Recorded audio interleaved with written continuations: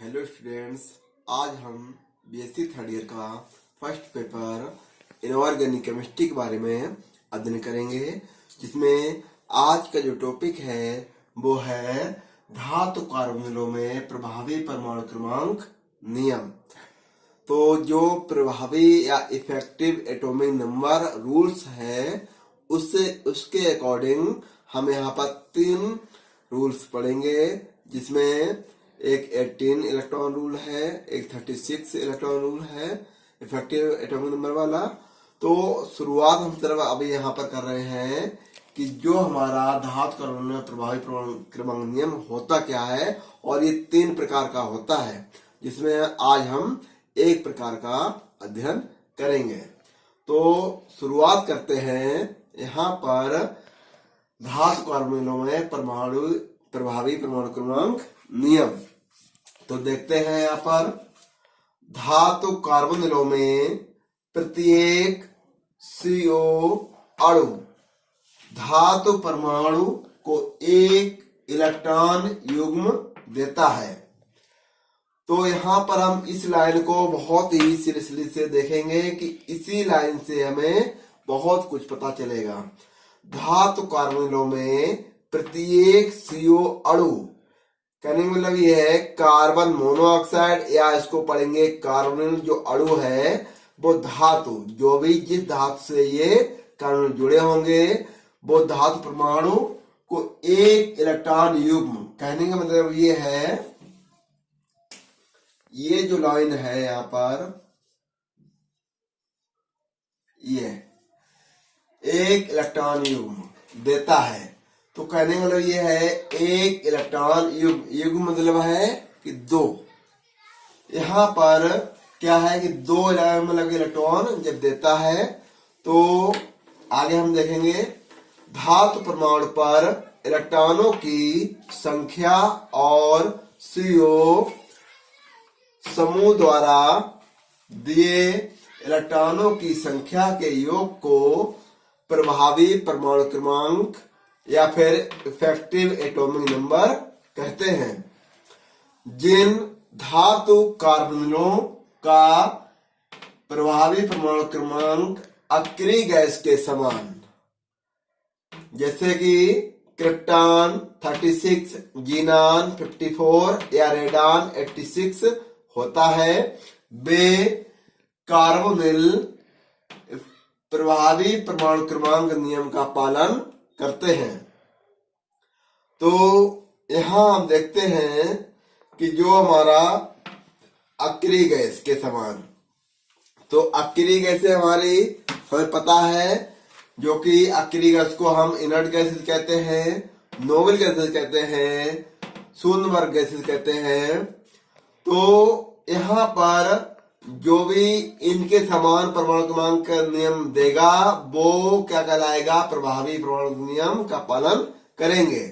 तो यहाँ पर जैसे कि क्रिप्टॉन 36 है, जीनान 54 है, रेडान 86 है, तो जब उनका मतलब कि इफेक्टिव एटॉमिक नंबर इतना आएगा तो वो प्रभावी परमाणु क्रमांक नियम का पालन करेंगे।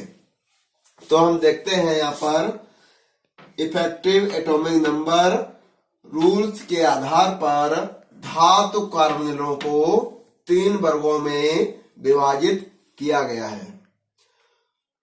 तो यहाँ हम पहला पॉइंट देखते हैं, एक नाभिकीय कार्बोनिल जिनमें धातु परमाणु का परमाणु क्रम सम होता है।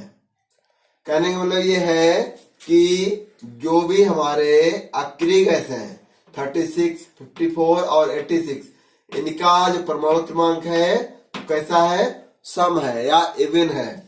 तो जब इनका क्रम सम होता है तो इसको हम देखेंगे आगे। प्रायः इस प्रकार के सभी एक नाभिकीय carbonyl effective atomic number rules का पालन करते हैं। फॉर एग्जाम्पल है यहाँ पर निकिल टेट्रा कार्बोनिल, इसमें धातु परमाणु के इलेक्ट्रॉन की संख्या का योग अगली अक्रिय गैस के परमाणु क्रमांक के बराबर होता है।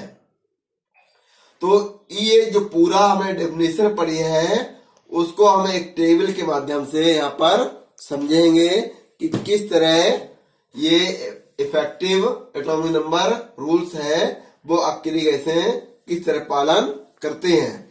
तो यहाँ पर हम देखते हैं इस टेबल को। सबसे पहले हम पहले कॉलम में लेते हैं कार्बोनिल, दूसरे कॉलम में लेंगे धातु का परमाणु क्रमांक।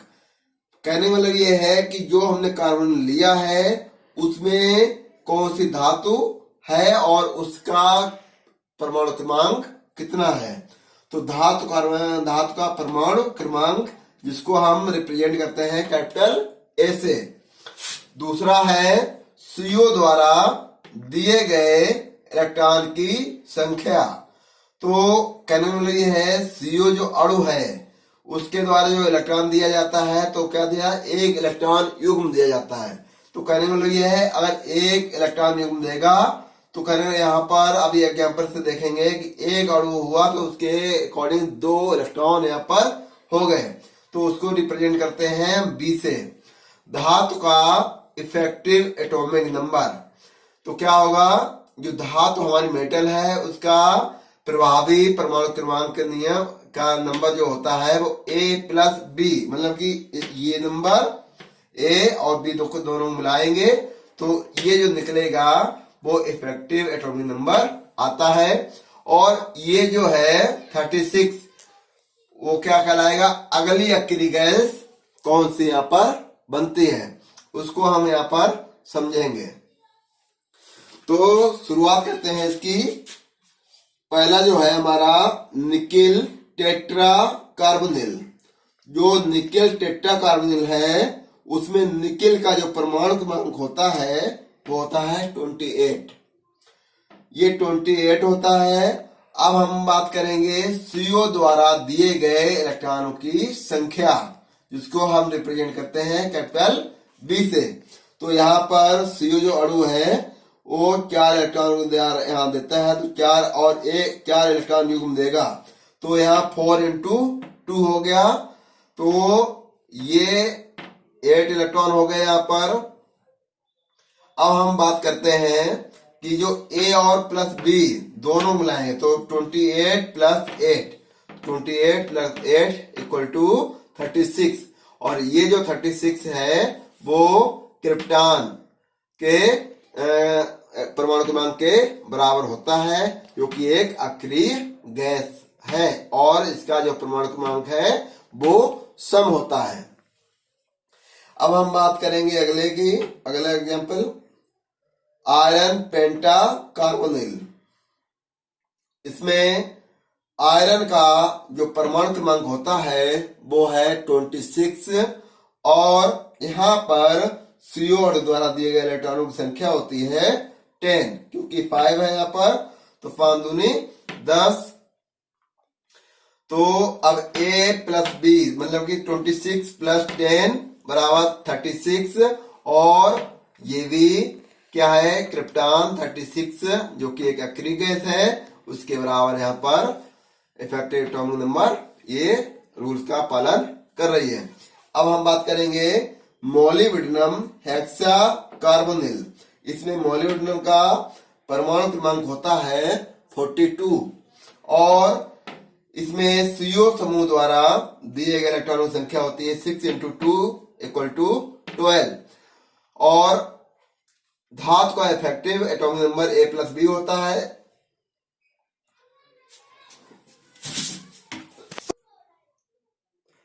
(42 + 12 = 54 जो कि जीनान का परमाणु क्रमांक है और ये एक अक्रिय गैस है और इसका जो एटॉमिक नंबर होता है वो है 54। अगला हम देखते हैं ओस्मियम पेंटाकार्बोनिल जिसमें ओस्मियम का परमाणु क्रमांक होता है 76 और CO समूह द्वारा दिए गए इलेक्ट्रॉनों की संख्या है 5 × 2 = 10 और यहाँ पर A+B कहने में मिल रहा है कि मेटल का जो इफेक्टिव एटॉमिक नंबर होता है A+B वो होगा 76 + 10 = 86 जो कि रेडान है और रेडान का जो भी एटॉमिक परमाणु क्रमांक होता है वो 86 है, जो कि एक सम है। तो ये चारों के चारों मतलब कि इफेक्टिव एटॉमिक नंबर उसका रूल्स का पालन करते हैं, क्योंकि ये क्रिप्टॉन है, जीनान है और रेडान है, ये हमारे 36 रूल्स का पालन करेंगे। और जो हमारा धातु कार्बोनिलों में प्रभावी परमाणु क्रमांक नियम है उसका ये पहला पॉइंट था। और इसके 2 रूल्स हैं, वो अगले हम नेक्स्ट वीडियो में देखेंगे कि ये किस तरह आगे 36 है या 18 इलेक्ट्रॉन रूल्स का किस तरह पालन करेगा। तो आज हमने बीएससी थर्ड ईयर का फर्स्ट पेपर इनऑर्गेनिक केमिस्ट्री के बारे में आज अध्ययन किया। Thank you for watching. Hello students, आज हम बीएससी थर्ड ईयर का फर्स्ट पेपर इनऑर्गेनिक केमिस्ट्री के बारे में अध्ययन करेंगे, जिसमें आज का जो टॉपिक है वो है धातु कार्बोनिलों में प्रभावी परमाणु क्रमांक नियम। तो जो प्रभावी या इफेक्टिव एटॉमिक नंबर रूल्स है उसके अकॉर्डिंग हम यहाँ पर 3 रूल्स पढ़ेंगे, जिसमें एक 18 इलेक्ट्रॉन रूल है, एक 36 इलेक्ट्रॉन रूल है इफेक्टिव एटॉमिक नंबर वाला। तो शुरुआत हम सिर्फ अभी यहाँ पर कर रहे हैं कि जो हमारा धातु कार्बोनिल में प्रभावी परमाणु क्रमांक नियम होता क्या है, और ये 3 प्रकार का होता है, जिसमें आज हम एक प्रकार का अध्ययन करेंगे। तो शुरुआत करते हैं यहाँ पर धातु कार्बोनिलों में प्रभावी परमाणु क्रमांक नियम। तो देखते हैं यहाँ पर धातु कार्बोनिलों में प्रत्येक CO अणु धातु परमाणु को 1 इलेक्ट्रॉन युग्म देता है। तो यहाँ पर हम इस लाइन को बहुत ही सीरियसली से देखेंगे कि इसी लाइन से हमें बहुत कुछ पता चलेगा। धातु कार्बोनिलों में प्रत्येक CO अणु कहने का मतलब ये है कार्बन मोनोऑक्साइड, या इसको पढ़ेंगे कार्बोनिल जो अणु है वो धातु, जो भी जिस धातु से ये कार्बोनिल जुड़े होंगे वो धातु परमाणु को 1 इलेक्ट्रॉन युग्म, कहने का मतलब ये है, ये जो लाइन है यहाँ पर ये 1 इलेक्ट्रॉन युग्म देता है। तो कहने का मतलब ये है 1 इलेक्ट्रॉन युग्म मतलब है कि 2। यहाँ पर क्या है कि 2 मतलब इलेक्ट्रॉन जब देता है तो आगे हम देखेंगे धातु परमाणु पर इलेक्ट्रॉनों की संख्या और CO समूह द्वारा दिए इलेक्ट्रॉनों की संख्या के योग को प्रभावी परमाणु क्रमांक या फिर इफेक्टिव एटॉमिक नंबर कहते हैं।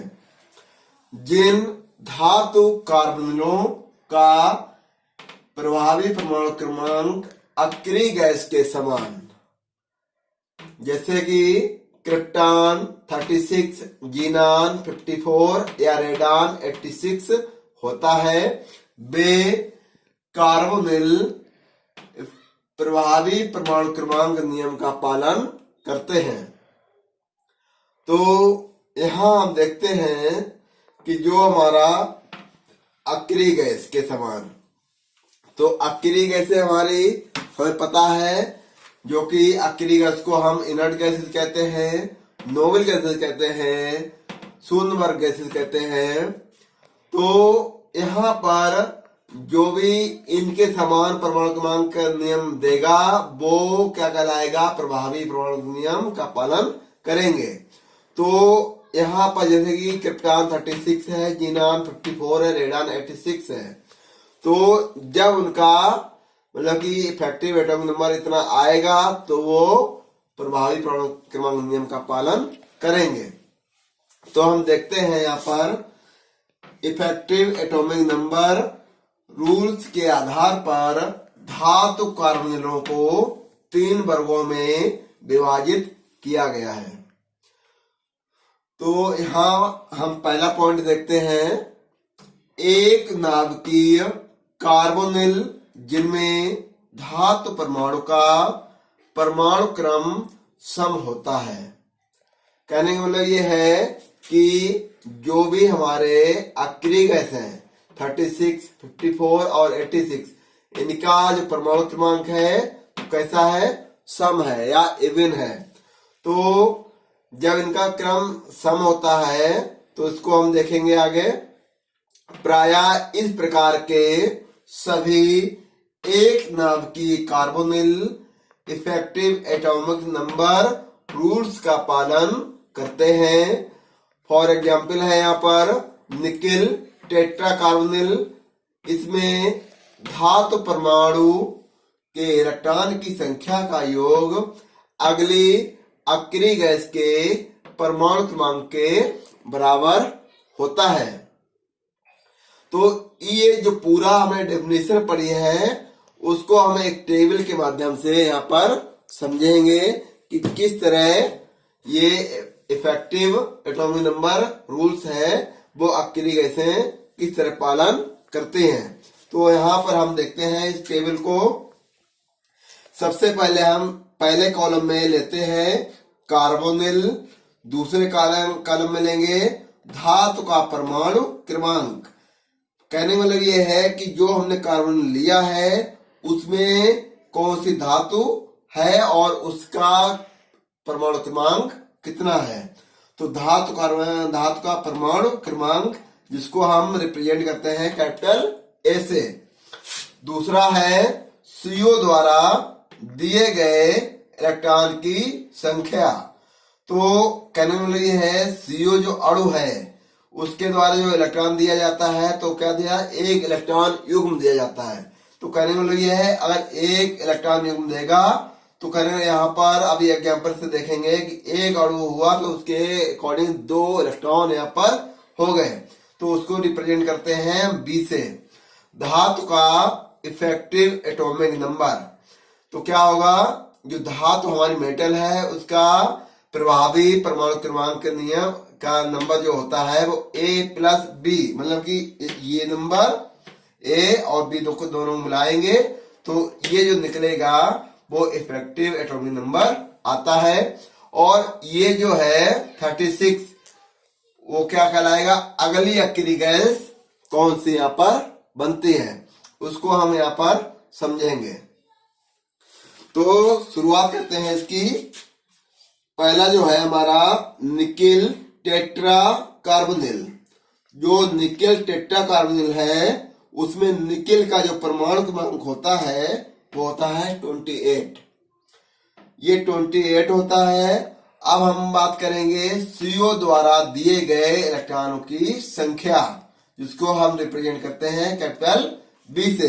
तो यहाँ पर CO जो अणु है वो 4 इलेक्ट्रॉन यहाँ देता है, तो 4 और 4 इलेक्ट्रॉन युग्म देगा, तो यहाँ 4 × 2 हो गया, तो ये 8 इलेक्ट्रॉन हो गए यहाँ पर। अब हम बात करते हैं कि जो A और +B दोनों मिलाएंगे तो 28 + 8, 28 + 8 = 36, और ये जो 36 है वो क्रिप्टॉन के परमाणु क्रमांक के बराबर होता है जो कि एक अक्रिय गैस है और इसका जो परमाणु क्रमांक है वो सम होता है। अब हम बात करेंगे अगला एग्जांपल आयरन पेंटा कार्बोनिल। इसमें आयरन का जो परमाणु क्रमांक होता है वो है 26 और यहाँ पर CO द्वारा दिए गए इलेक्ट्रॉनों की संख्या होती है 10, क्योंकि 5 है यहाँ पर तो 5 दूनी 10। तो अब A+B मतलब कि 26 + 10 = 36, और ये भी क्या है, क्रिप्टॉन 36 जो कि एक अक्रिय गैस है उसके बराबर यहाँ पर इफेक्टिव एटॉमिक नंबर ये रूल्स का पालन कर रही है। अब हम बात करेंगे मोलिब्डेनम हेक्सा कार्बोनिल। इसमें मोलिब्डेनम का परमाणु क्रमांक होता है 42 और इसमें CO समूह द्वारा दिए गए इलेक्ट्रॉनों की संख्या होती है 6 × 2 = 12 और धातु का इफेक्टिव एटॉमिक नंबर A+B होता है।